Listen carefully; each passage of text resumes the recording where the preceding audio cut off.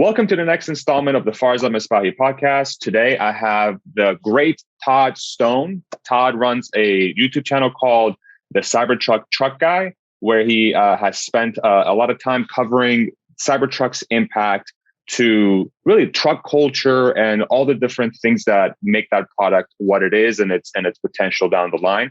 So, Todd, I really want to thank you for joining me today. Glad to be here. Absolutely.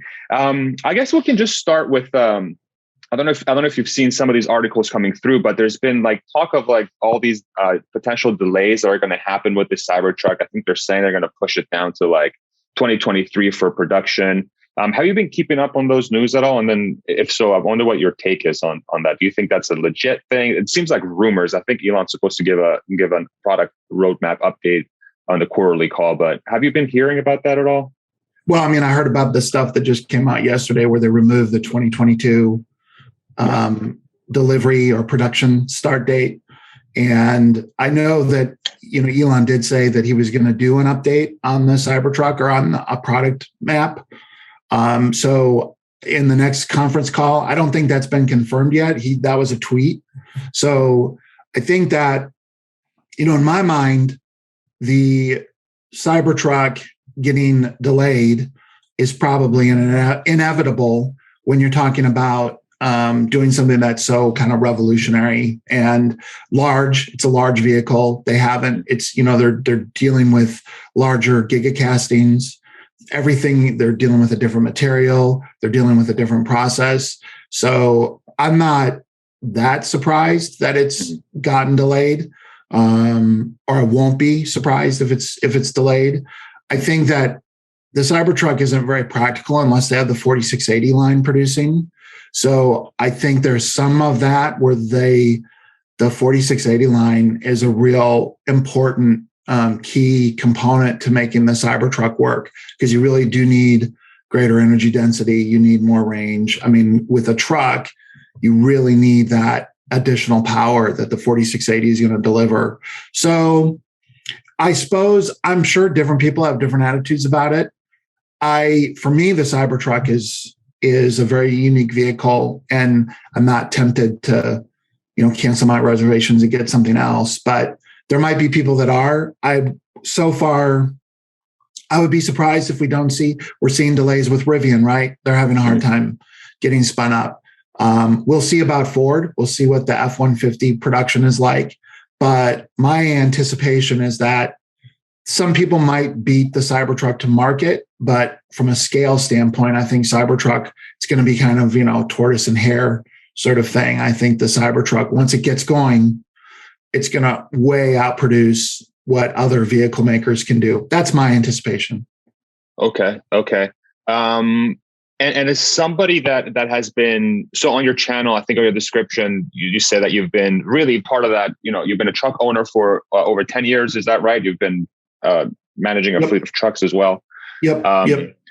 And so I'm very, very curious to walk through that line of logic. So it's like, okay, so we know the F-150 sounds like it might be released either this year or maybe I think they announced doubling the production to 150,000 cars a year.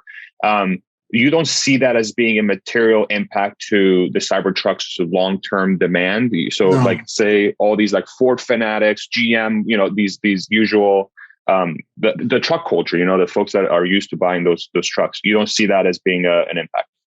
No, because this has been one of the things that I think is brilliant about the Cybertruck is that I think it was really smart that Tesla decided that they weren't going to try and take on trucks and they weren't going to try and compete against other truck strengths. They were going to try and compete according to Tesla's strengths and according to what Tesla's market and consumer base is.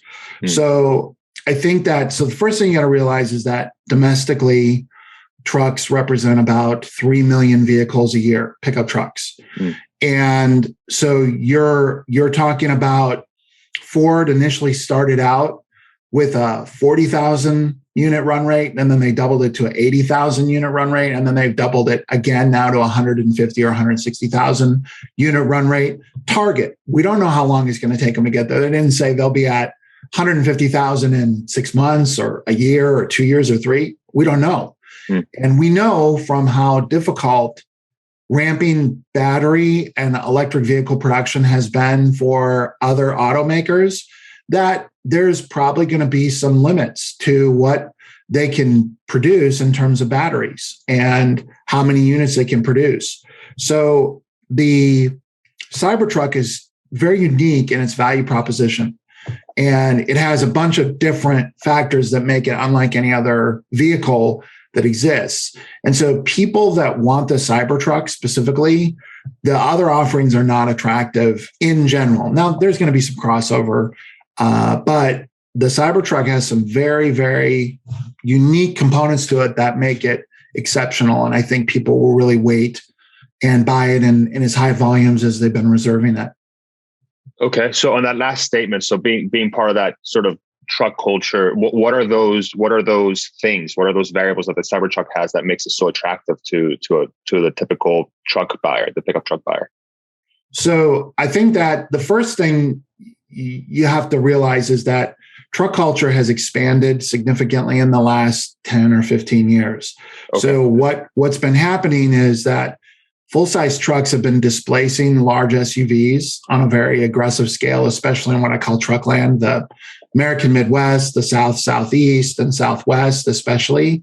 So if you drive through my neighborhood, and I live in suburban Kansas City, you will see more full-size, what I call suburban SUV alternative pickup trucks. That means they're full-size cab, and they're not the base models. They're not stripped down utilitarian work vehicles. They're replacing SUVs. And so I think that what happens is, can't remember the exact number, but I think it's like 85 or 90% of people, once they buy a pickup truck, they never switch back to another vehicle. Because what happens is once you get a pickup truck, you really grow to appreciate the utilitarian aspects that it has. And if you're, depending on what market you're in, you want something that's going to give you a lot of flexibility. So it's got the cargo area where you can put your dogs or you can put all your gear and it doesn't mess up the inside of the SUV. In my neck of the woods, every fall, football's a big deal, and you're running kids to and back from football, bringing blocking dummies and all that other stuff. And pickup trucks are great for all the kind of soccer mom type stuff that people do. And then you have the contracting side or the construction side, and that's been the traditional side. And I think that's where you'll have more resistance to the Cybertruck because of some utilitarian components, but because I think the Cybertruck is targeting the suburban market and the recreational market, I think that people will really want to buy the Cybertruck for those markets. Then contractors will buy them. Some will, some won't. But it only represents about a third of the pickup truck market. And people tend to think pickups are owned by contractors. Yeah, about a third. Okay. But 2/3 are suburban. 2/3 of trucks are being sold into people like me. Interesting. And so if you were to guess, so like that 2/3 that's remaining, that's not construction workers or, for construction fleet, contracting. Yeah. So like that remaining 2/3, what percentage of those do you think are those folks that made the switch from the large SUV or SUV segment to pickup trucks? Like gut feel, is that 50%, 40%? Yeah, 50 to 75%. Wow. So it's like majority. Yeah, so it's also ex-minivan people. So you don't hardly see minivans anymore. That's true. You do see small SUVs, crossovers, but families tend to want either, in my area, they like full-size pickup trucks or large SUVs. And the full-size pickup trucks are now by far, they're selling way more of those than the full-size SUVs, than the Explorers or Expeditions. There's way more F-150s in my neighborhood than there are those larger SUVs.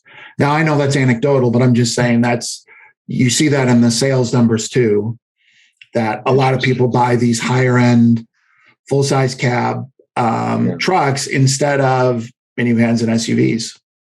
So it's like there's an analogy between going from, or I guess in my head, the way I'm thinking about it is like going from a SUV or a large car to a pickup truck and never wanting to go back is sort of the same analogy a Tesla owner can say, like once they drive a Tesla, they don't want to go back. Right. So that's sort of like way of thinking about it.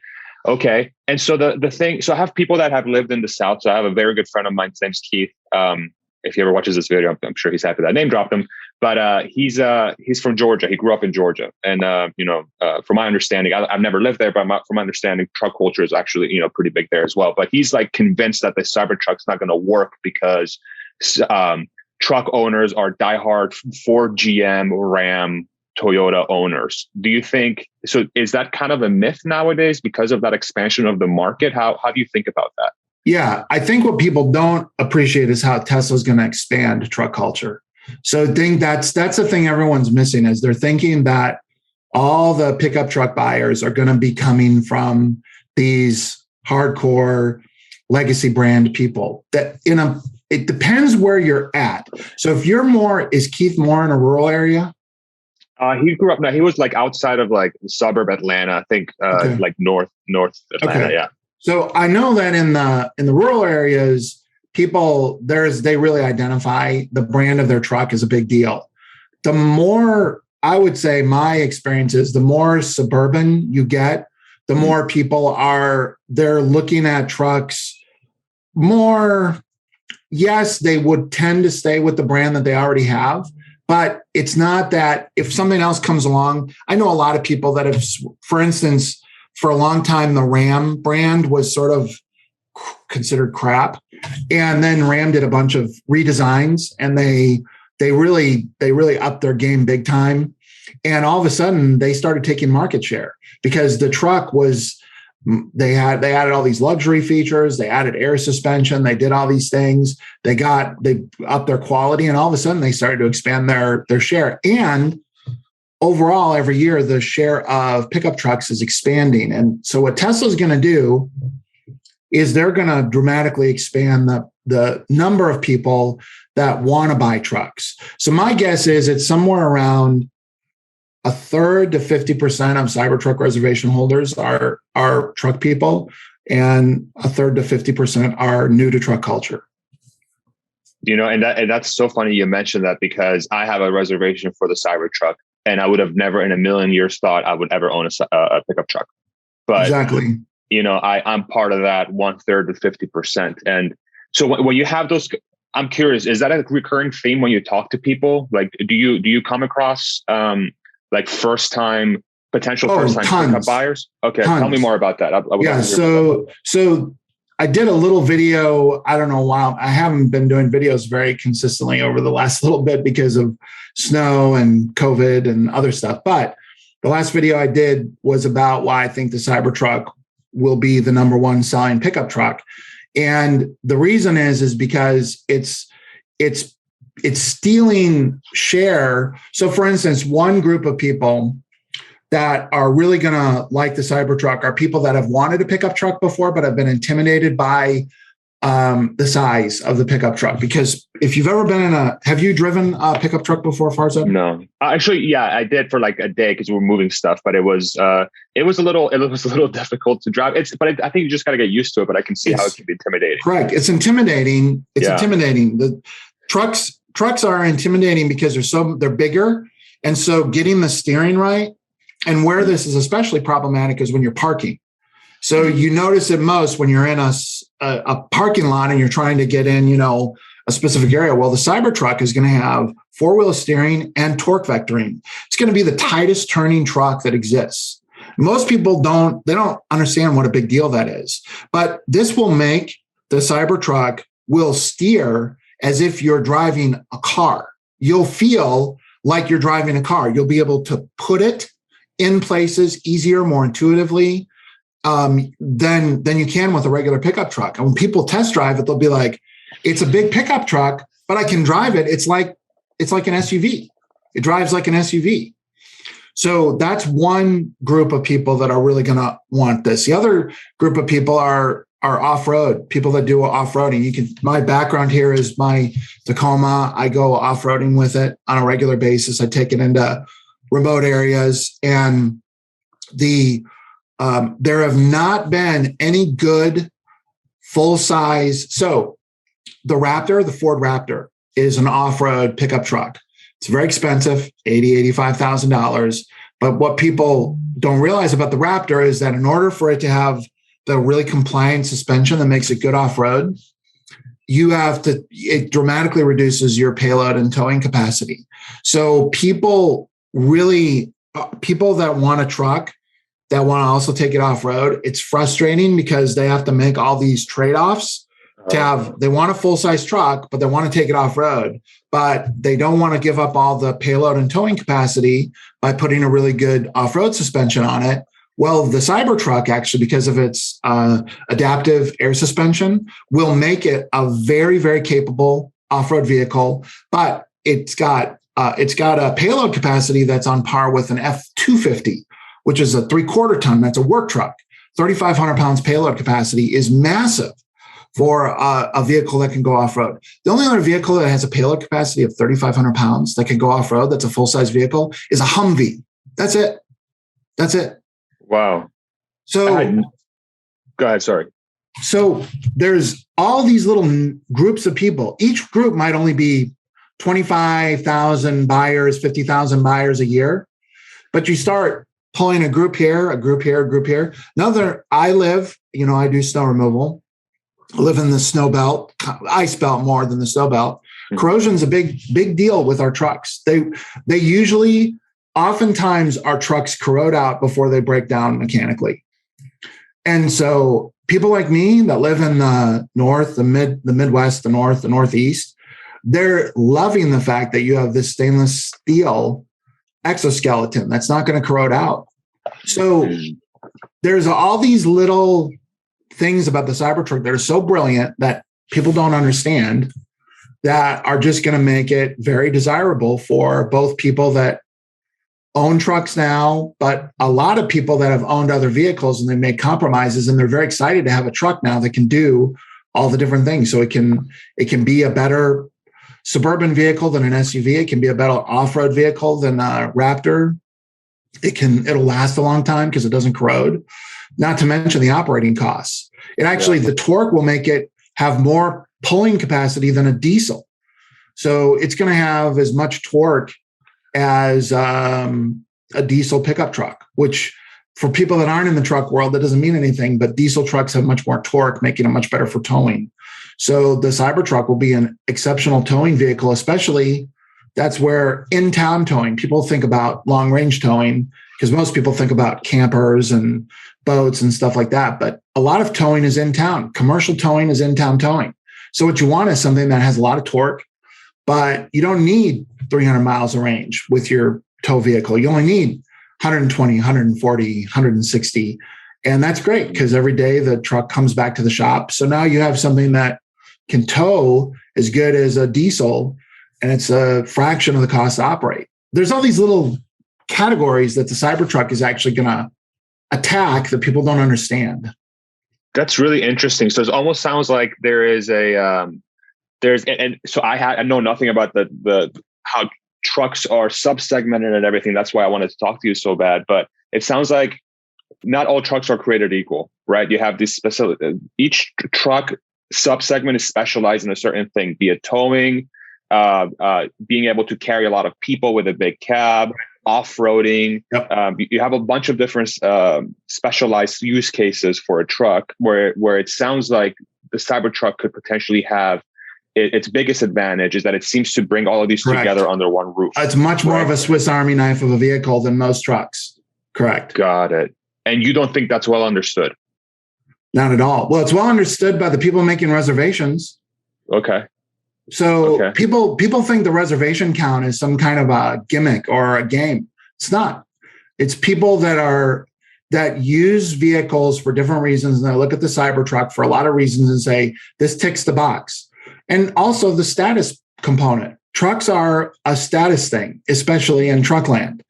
And some people are like, oh, the Cybertruck is ugly. and no one's going to want it. Well, a lot of people think that Cybertruck looks badass, it looks cool, it looks tough, it looks futuristic.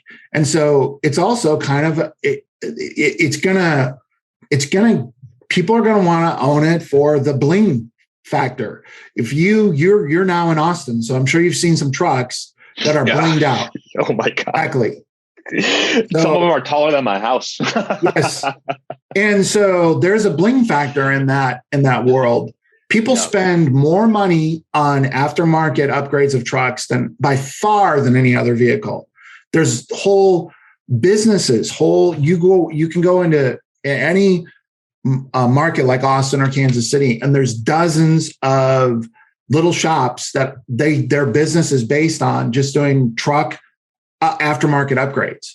So the amount of people will spend money on trucks like they won't on other vehicles. There's a different attitude in truck owners in general about how much you'll spend and what the truck represents as part of kind of your identity than regular vehicles.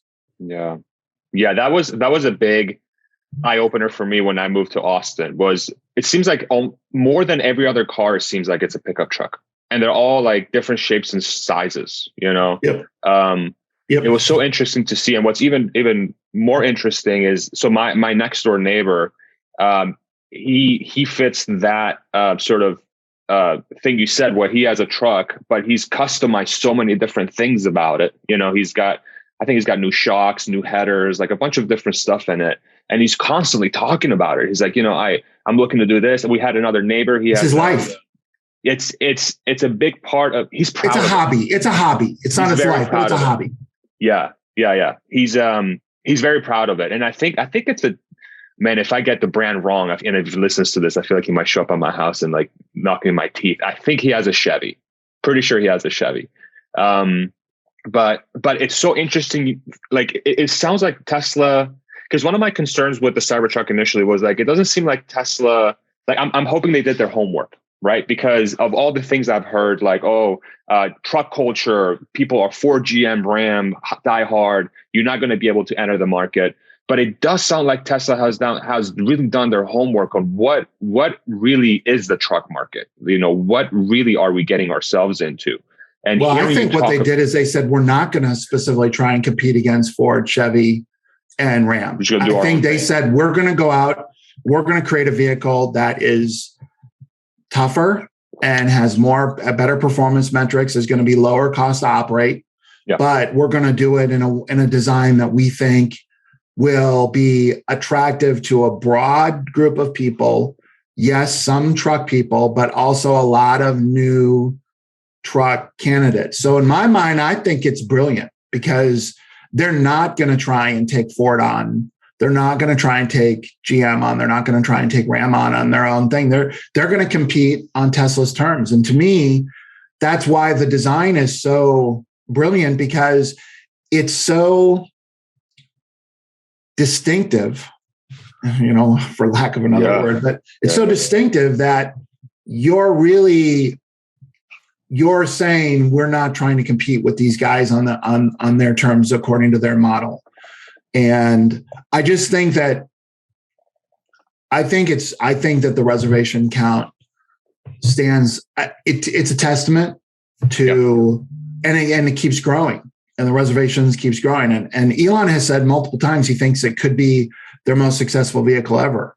And the more I came to understand the Cybertruck, the more I felt extremely strong that it was gonna become the number one truck, at least in the US.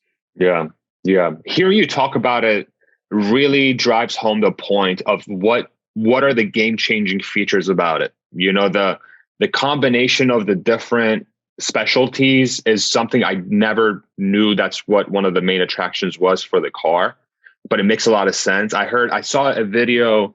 You're familiar with Sandy Monroe, right? Mm-hmm. And his channel, he talked about how his own sort of what he's excited for is taking the thing off road, because he likes going, off road and everything. I'm like, okay, cool. So that's one person that's like looking to use that vehicle for a specific thing. And then I would hear other people talk about, I'm excited to add it to my fleet, have a business where I can use these vehicles for the fleet. But for some reason, it didn't click in my head that this is all one car. It's all one vehicle. And what you didn't understand necessarily is that historically, those are very different vehicles. So the little That's vehicle exactly right. Background there, that Tacoma. Yeah. The reason I bought that, so I had an F250, a 3/4 ton of work truck before I bought this, and I really wanted something that could go off-roading. And the problem with this is that now I have a very limited payload. Yeah. It's very small. It's a great off-road vehicle, but I've had to make a bunch of trade-offs in order to get the off-road truck I wanted. I had to make a bunch of trade-offs on the other side.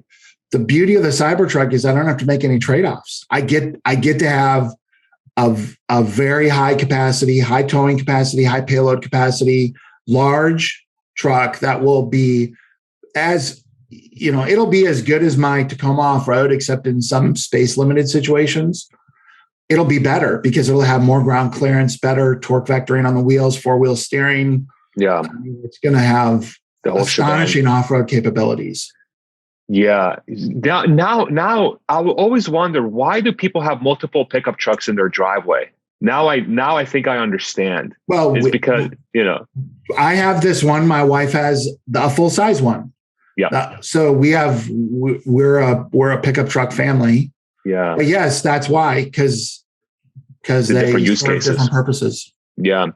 Okay. So let's think about this then. So this is basically you have a jack of all trades, master of all, it seems, situation kind of deal.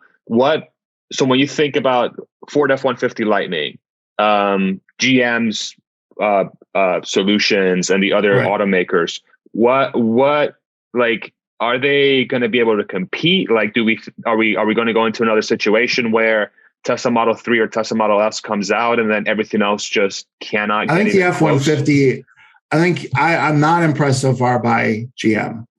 I wasn't impressed by the truck they just came out with. Yeah. They haven't been impressing me. The F-150 Lightning is pretty impressive. Okay. So what Ford did with the F-150 Lightning, they embraced what their core competitive advantages are. So the F-150 Lightning is going to be a brilliant fleet vehicle. Brilliant. So they've developed their own fleet management software that is very appealing to fleet managers because it's going to integrate their fleet management into a comprehensive sort of digital fleet management suite. And so Cybertruck, I particularly love the fact that it's got the high slope, bed with the integrated tonneau cover on back. There's a lot of reasons I really like that, but there's some disadvantages from a commercial standpoint, which is aftermarket upfits they're not designed for the Cybertruck. People will have to redesign upfit packages just for the Cybertruck. And the fact that the F-150 has kept the classic design with the classic bed shape makes it so it's going to be a lot easier to do upfits. So on the fleet side, people usually want to add racks, shelves, different systems into the beds of their trucks. And the F-150 Lightning is going to accommodate that. That's one reason I was puzzled by Chevy's design, because they went with kind of a sloped bed design that doesn't make it really ideal for fleet. And it's similar to the design of their Avalanche truck, which they made back in the early 2000s. And it's fine, but I don't know. It doesn't seem like it offers a lot of value to a specific audience, whereas I think the F-150 Lightning really does. So I think the other thing that I think we're going to see with Ford is I think they're going to probably invest more heavily in hybrids. And while hybrids don't necessarily make as much sense for cars, there's some real key advantages why they make sense for pickup trucks. So because if you can do a hybrid, you overcome towing range issues. And that's a big thing with pickup trucks that are used in towing. So and the other thing is on-demand power. Basically, they're using these as generators that can run job sites or can run RVs and that kind of thing, or can run your house if you lose power, like you guys did, whatever it was a couple of years ago. So that, to me, I think Ford, I don't think GM has made a hybrid truck, but Ford has just released a hybrid truck. Now it's only got a 1 kilowatt hour battery. And I think for them to get the synergy of an EV with a hybrid, they probably need to get that up to probably 10 to 20 kilowatt hours. But I can see a really strong path for Ford that focuses on fleet and focuses on hybrids, and that could be very compelling for Ford. I don't get it. I don't get GM at all. I'm very puzzled by their strategy. Ford seems way further ahead. Okay. So they're much more aware of what market they're trying to hit, whereas GM seems to be competing much more closely to what the Cybertruck is going to do. Correct. And the Cybertruck already trumps it in multiple areas, it sounds like. Correct. Okay. Yeah, and the Rivian, honestly. I think the Rivian is a much better I think the Rivian is a much better value than the new GM truck. Okay. So for outside of those, they haven't said what the specs of this $40,000 truck are going to be. So that has me very suspect about GM's, so we'll see what that looks like. But I think Rivian has a really good, I think the Rivian truck is going to be a strong candidate, and the Rivian, they look good. Ford looks good. Those to me are the leaders. I also think I'll be really surprised if we don't see BYD try and actually get into the pickup truck space. They make big trucks, they make buses, and they're doing a lot of large. They're making semis. They're doing all kinds of stuff, and I think that they have based on what I can tell, they have some of the best battery technology in China. So with the new blade system, and I think that I would not be at all be surprised to see BYD go after, especially that small truck, the midsize truck category. Yeah. So I don't think they're going to try and compete in the US on full size trucks, but I think they could definitely try and compete on those smaller trucks. Got it. So I didn't know that about BYD. So thanks for mentioning that. So I guess if we're trying to fast forward a little bit and seeing what the truck market's going to look like. So is it going to be a situation where Cybertruck, and this is just me thinking out loud, okay? Cybertruck is going to be sort of the catch-all category. And then when people want very specific things out of their trucks, they're going to go either fleet with Ford, off-road with Rivian, right? Because I think that's their big thing is adventure, right? Yep. And then whatever other subcategories. Whereas today, you have very specific sub-segments, right? It's like I want this specifically for off-roading. I want this specifically for hauling. Yep. Whereas Cybertruck is going to be, if you want 80% of everything. Correct. That's what I think. Cybertruck. The 80% rule, yes. Okay. Yep. Okay. And so then that means Cybertruck is best-selling truck in the country? I believe so. Once they ramp, yeah. Okay. Yep. Wow. So F150, I think, sold 900,000 last year, something like that. F series. That's the whole. I'm 250. Sure. Okay. Yeah. F250, F350, but F150 is probably 3/4 of that, and then the rest are work, kind of heavier duty trucks. Yeah. So are we talking that level of Cybertruck sales per year, like 500,000 to 750,000? Is that sort of where you're seeing the numbers? Yeah, I think I think that what Tesla's trying to do is they're trying to wrap their brain around the reservation count, and they're trying to figure out how much of that is actually going to turn into actual sales. Now, my guess is they have some good understanding on how that will shape up based on other Teslas. But I do know that a lot of people have made multiple Cybertruck reservations, and they may or may not be able to actually execute on those. So I think there's a little bit of not knowing for sure how this is going to shape up.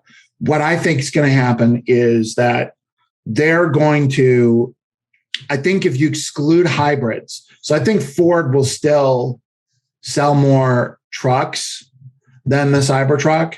And I think as they do more hybrids, that they'll probably be able to sell a lot of hybrids, especially over the next 10 years. I think hybrid pickups will sell very well over the next 10 years. So my guess is that the Cybertruck as an electric truck probably will get to between 250 and 500,000 units before 2027. Okay. So I just think they're going to be producing. So that's my caveat, is that if Ford's only putting 20 kilowatt hour batteries in their hybrids, they can sell a lot more of them, right? They're stretching their battery supplies out. So I very much expect that's what Ford's going to do, to stretch the battery supply and to produce trucks and to give people, say, 70% of the value of an EV. And also help them overcome that range anxiety that they have around towing. So, yeah. But if you say 100%, on a 100% battery truck side, my guess is, it'll look something like 500,000 Cybertrucks, 250,000 to 350,000 Fords. And then I don't know how the rest of it will shape up. 50,000 to 100,000 a year of Rivians. And I don't, as far as I know, Ram, Stellantis, I've seen nothing from them. Yeah. And like I said, the GM stuff has been baffling. Yeah. Because I don't get it. I don't get GM's plan.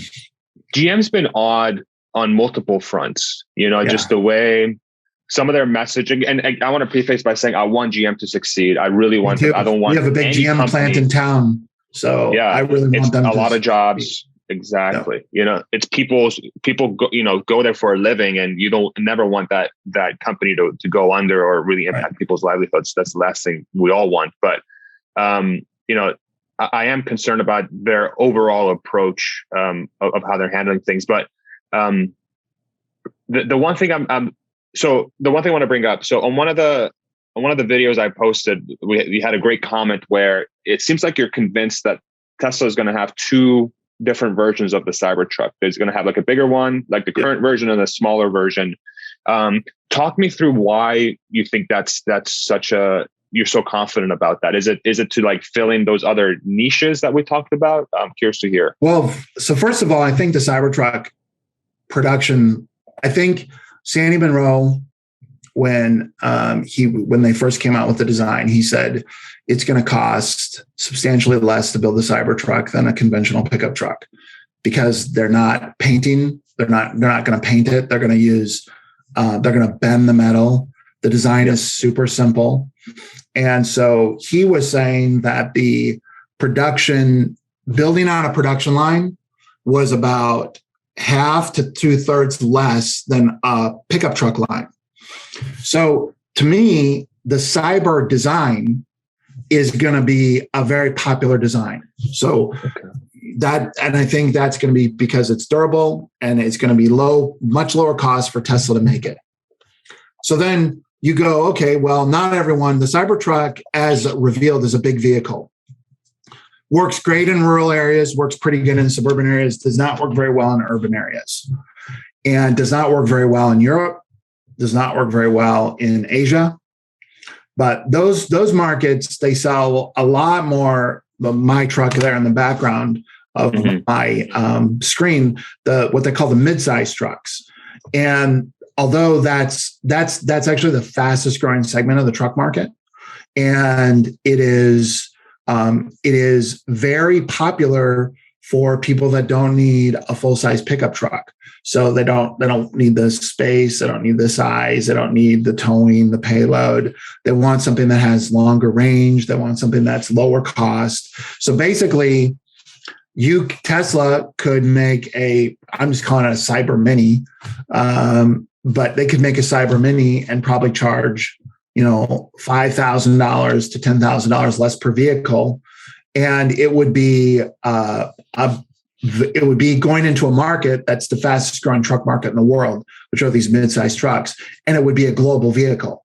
So it would be a vehicle that could sell in Europe, would be a vehicle that could sell in Asia, because of how, especially Europe, where you have narrower roads and you don't need full-size trucks. Full-size truck market really is pretty much North American.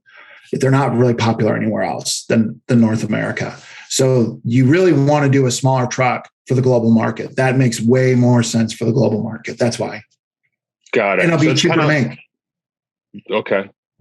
So it's kind of like Model 3 to Model Y in reverse. So Model 3 came out, correct, and then they used 75% or whatever number Elon said of the components or tooling or whatever, excuse me, part of the process to get the Model Y out.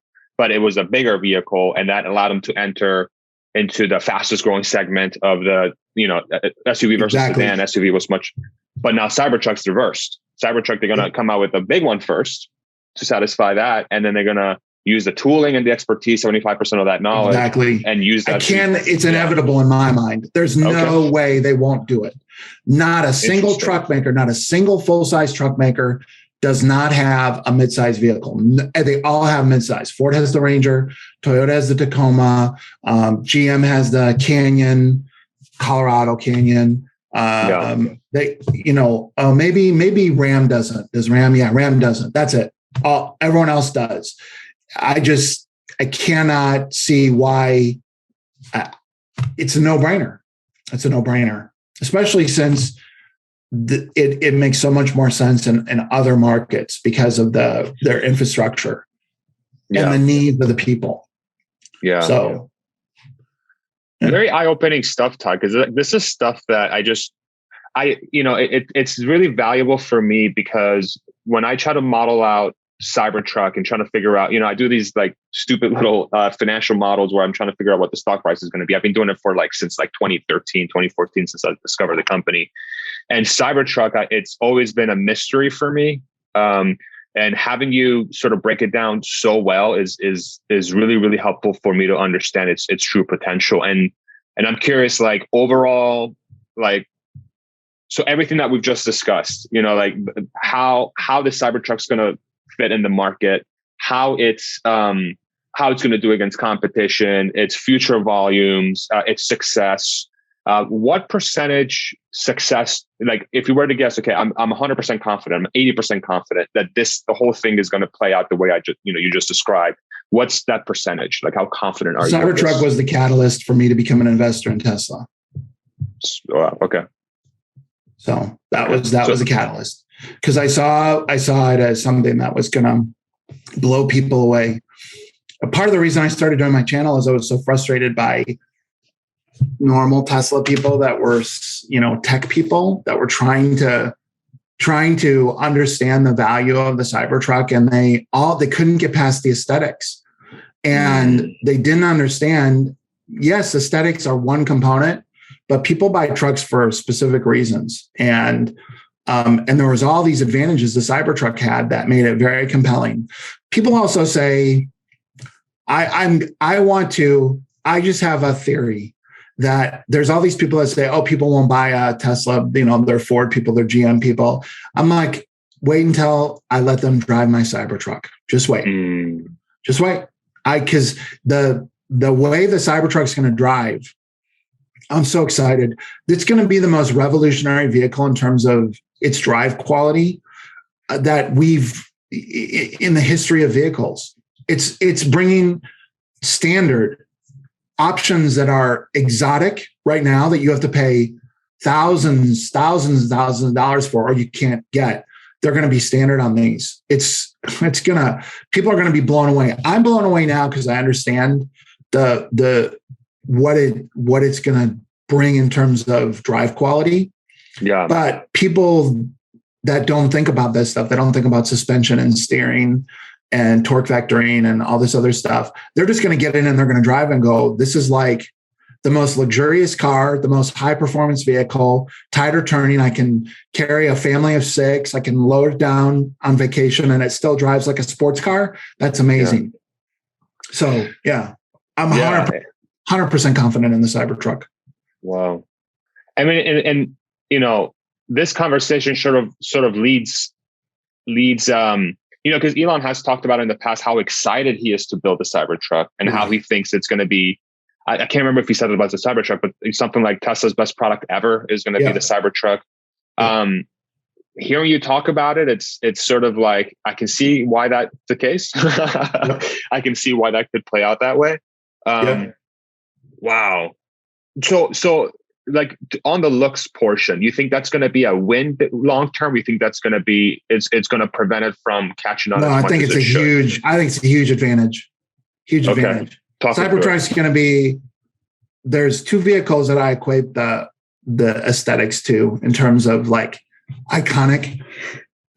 So one is the Beetle, and the other one is a Jeep. And so both of those vehicles are really distinctive. So one of the jokes I say is, if a gal can identify a vehicle, then you know it's iconic. Because most of the times they're like, that's a Beetle. I know that's a Beetle, and I know that's a Jeep, but that's it. You know. Now don't get me wrong. There's some auto gals out there. I realize. Of course. In general, understand. I won't cancel you, Todd. Don't worry. Yeah. My point is that if your design is if what you're bringing. So the Beetle, I think, is an amazing story when you think about a weird design, because if you go back, I actually been thinking about doing a video on this called When Ugly Worked, or When Weird Worked, because when VW started advertising in the United States, you got to realize we had spent 4 years and hundreds of thousands of lives to beat the Germans, right? World War II. Mm-hmm. So here you have not only the enemy, but the weirdest looking vehicle you've ever seen. So how on earth did they manage to come over here in the 50s and start selling those things? And they actually embraced the aesthetics, and they embraced, so it was a very utilitarian vehicle. It was super low cost to produce. It was very simple. Anyone could fix it. And that was how they sold it. It was utilitarian. And they basically, they ran a really funny ad called It's Ugly, But It Gets You There. And that was like their whole marketing. And Jeeps are they're very, function follows form, or form follows function, where they're all the design aspects of a Jeep are designed for it to achieve specific purpose. And because that purpose, it achieves it so well, it's still one of the most popular vehicles ever made. It has some of the best resale values because it's brilliant off-road. I mean, they're just brilliant. There's nothing like a Jeep off-road. And so the Cybertruck is the same way. Its design flows out of some very specific objectives. And one of those is to make it tough. Another one is to make it last. So pickup trucks, people buy pickup trucks thinking they're gonna, we joke and we say till the wheels fall off. So you buy a pickup truck thinking you're gonna put 250,000 miles on it. I mean, that's a lot of people do with their trucks. And the Cybertruck is designed to really go well over that because of its stainless steel exoskeleton, very safe, very strong, very simple. And I think it's going to be iconic. And so there are people still that think the Beetles look weird, and they do. They're very distinctive. But I think because the function is so brilliant, and the fact that the design flows out of the function, it causes the people that love it to really love it. And that's all you need. You don't need everyone to switch. You're not going to get that. But if you can get 25% of the market, that's 1 million or 800,000 vehicles right now. And then if you can grow the market, that only want a Cybertruck, that you add another, whatever, I don't know, 300,000, 400,000. I think the Cybertruck is going to be the most iconic vehicle of our time. Wow. You cannot not notice it when it's out there. So it is gripping. It looks like you're in a video game when you see it out there. How is that not brilliant? You're not going to be able to tell an F-150 Lighting is electric unless you know trucks and you know vehicles. It won't stand out. But the Cybertruck, it will not be ignored. And so I think that will drive a tremendous amount of curiosity and engagement around Tesla and electric vehicles, because people are going to want to. I was watching an interview with a guy who owns a DeLorean, and he said he used to get so irritated because everywhere he parked, he'd come out and there were fingerprints all over his car because people just want to touch it. I guarantee you the Cybertruck will be like a DeLorean on steroids. People will want to come over and look at it and touch it and be like, what? This is crazy. Can I look at it? It's going to be revolutionary. Wow. It's really, you're getting me so excited talking about Cybertruck, man. It's like, it's, because when I was reading the news reports of, it's going to get delayed, and, of course I'm like, whatever, it's inevitable. You had the whole COVID thing going on. They're trying to ramp up, Model Y in Austin and Berlin. Berlin's being delayed over and over because of bureaucracy, blah, blah, blah. Like, of course, it's obvious. Dude, they can't even make regular pickup trucks right now. Right, exactly. So no one can make cars. So dumb. I'm so irritated by this narrative. Yeah. Like, go to a freaking car lot. You can't even get a regular truck. So just shut up. But anyway, sorry. No. I'm with you. The future looks really bright for that vehicle, especially when I hear you really describe all its strengths.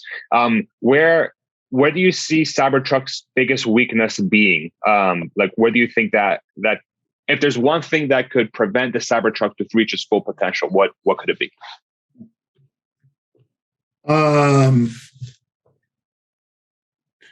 Probably lack of aftermarket support.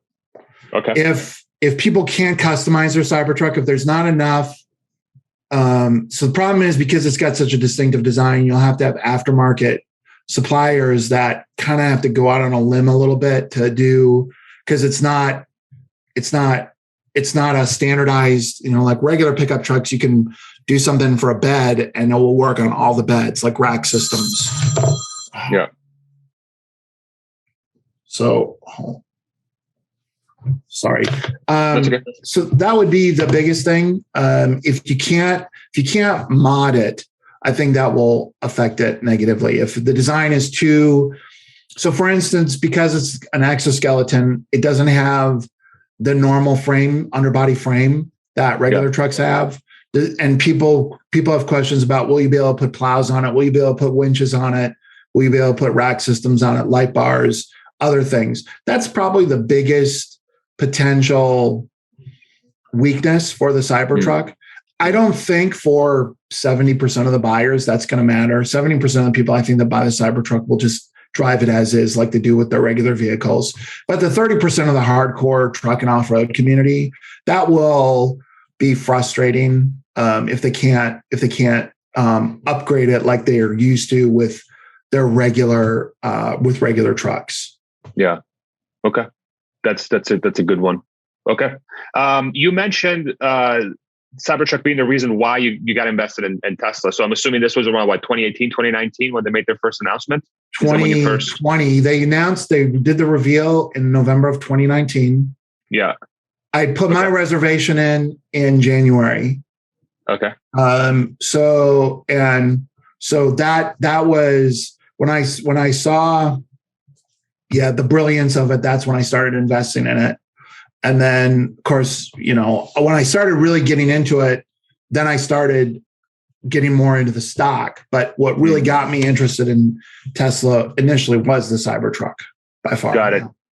What was your exposure to Tesla before? Like, what did you think of the company before Cybertruck sort of grabbed you? I thought I mentioned this, that I'd actually shorted Tesla. Like, oh yeah. Yeah.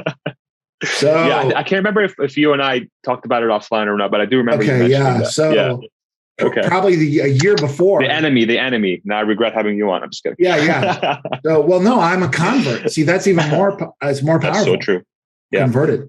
I think that I've always admired Elon Musk's boldness, but I wasn't convinced about Tesla's inevitable success until they really started executing on the Model 3. Yeah. And I can't remember when the Model Y they started executing on that, but that one that got up to production so quickly. And then Shanghai really took off. And so all this was happening. So I had just shorted Tesla based on there's just some investing people that I watched that I respected. And of course, everyone thought Tesla was headed towards the ash heap when they were in manufacturing hell. Yeah. And so I just picked up on that narrative and didn't really investigate further. But then I ended up closing that out on a moral position because I wanted Tesla to succeed. And it's the same reason why I don't own any oil stocks or tobacco stocks, or it's just like, I understand the rationale. Like I can see that you can make some money on this stuff, but just morally, it's like, doesn't matter that I do or don't know. It's just personal. It's like, so I didn't feel right about shorting Tesla just morally. I just was like, I can't do this. I want them to succeed. So I can't bet against them. So I was rooting for them. But then the Cybertruck is when because the Cybertruck happened sort of in the middle of them having some successes elsewhere. And then the more I got into it, the Cybertruck blew me away from an ambition and a design standpoint. And from a functionality, I thought, oh my God, there's going to be the world before the Cybertruck and the world after the Cybertruck, because it's going to be a billboard.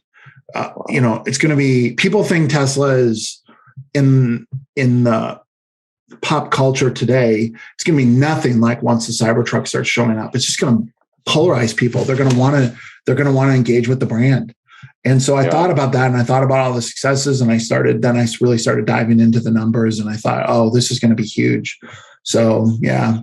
And I got, and then of course, Stephen Mark Ryan was doing his stuff, and that kind of got me, his conviction was useful in moving me from cautiously optimistic to getting more bold and making bigger bets.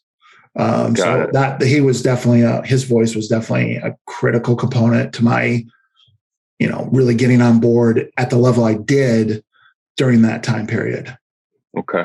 Got it. Yeah. Thank you for telling that story. The one thing that stands out to me from that is world before Cybertruck, world after Cybertruck, and how it's just and you talked about the iconic sort of look for it.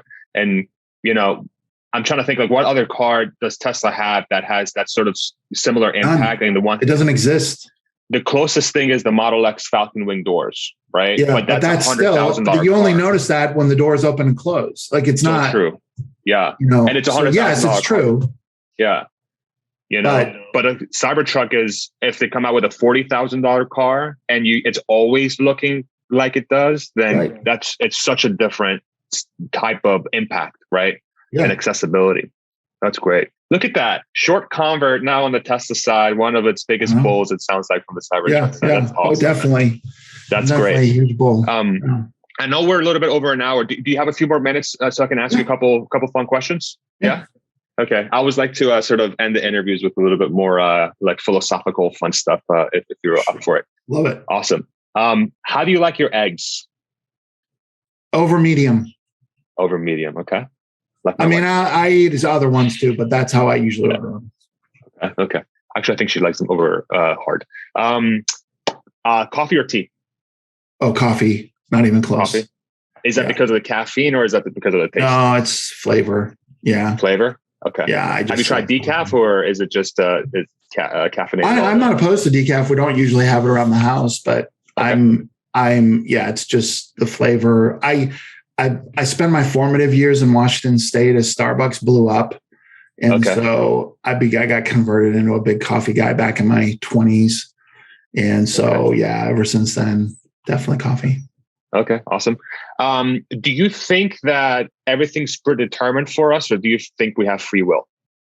Man, I know you asked this question to Joe, and I definitely lean towards determinism. Okay. I think you said, you said something. In case you asked me this, I was thinking about this. So you said that free will is more hopeful, makes you feel more hopeful. And I think determinism makes you feel more compassionate.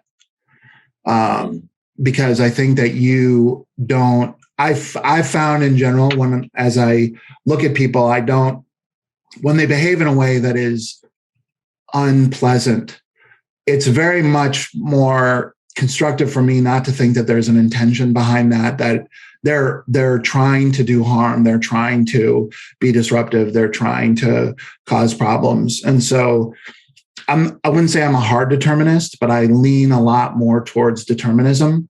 And I think that it for me, it definitely gives me much more compassion and much less. I'm more flexible with the way I interpret other people's behavior towards me. And I don't kind of see everything sort of playing out as if they're trying to do harm or they're trying to be bad. So I thought I would mention that because I think that's a balance that it does. It's not an all or nothing thing. There are advantages to having more of a deterministic philosophical framework for interpreting other people's behavior. I don't know how that plays out in terms of how you direct yourself. Obviously, I act as if I have free will, but like Elon, like you said, or I think one of you said that in the discussion that Elon said, my brain says determinism and my heart says free will. So I think when I'm thinking about it, I tend to go to me I lean towards that one. So yeah. Got it. Great answer. Very insightful. Thank you for that. And the candor. I love asking that question because it really, I think the one thing I'm really trying to do with these talks is like, I'm trying to bring out the humanity of the people that I talk to. Yeah, it's good. I like it. Yeah. So thank you very much for allowing me to get a little bit closer to how you think, man. I really appreciate that. Awesome. What's your favorite part about being alive? Oh man. It's typically around learning and discovery.